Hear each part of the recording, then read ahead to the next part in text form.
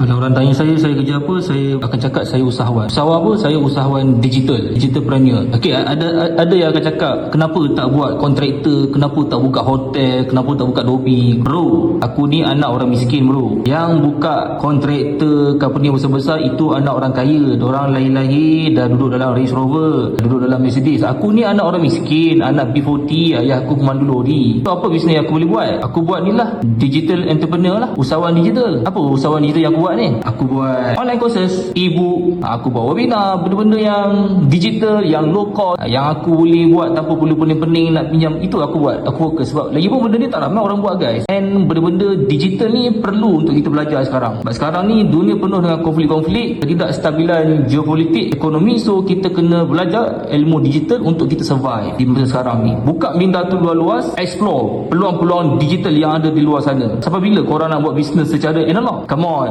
teknologi digital banyak. Korang boleh kurangkan kos, korang boleh tingkatkan margin profit korang. Belajar. Do you understand?